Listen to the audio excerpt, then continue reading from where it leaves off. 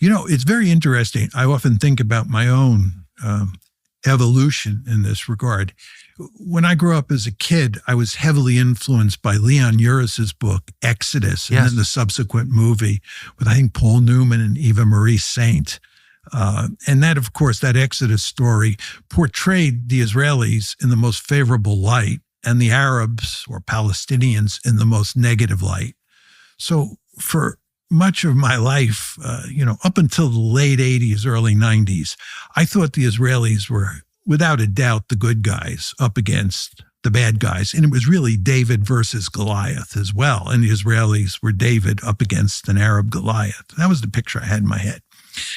But then in the late 80s, early 90s, a group of historians in Israel called the New Historians came on the scene. Benny Morris, Avi Schleim, Ilan Pape. Some of them were amazing. Amazing, yeah. I agree. And what they did was they had access to the archives. Yes. And they told the real story. And that was a moment where I think Israel felt confident enough to allow that conversation internally and that honesty.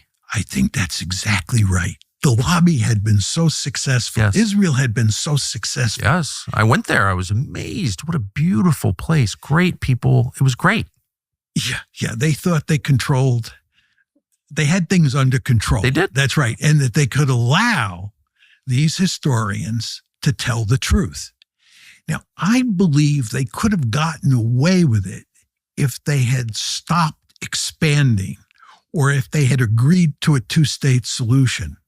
The problem is that after the early 1990s, when this literature came out, the Israelis continued to act in barbaric ways towards the Palestinians. And they had a prime minister who tried to reverse the trend, and then I guess he was shot to death. He was moving in that direction. I think there were a number of Israeli leaders who understood that the course that Israel was on was unsustainable. You often heard them say that. Yeah. There was a robust debate within the country about this. Well, whether they would have agreed to a Palestinian state ultimately is an open question. But the fact is, Rabin was killed. Ehud Barak, who made moves towards a two-state solution, ultimately couldn't pull it off. And we are where we are today. And the problem is that something else occurred in the late 90s, early 2000s, which fundamentally affected Israel's position, and that's the internet. Because once you get the internet and once you get social media, and the mainstream media is not the sole source of information on these issues, the story about the real creation of Israel and what Israel is doing today is available to the vast majority. And it's shocking to people. So you have to shut down the internet. You can't allow that. Yeah.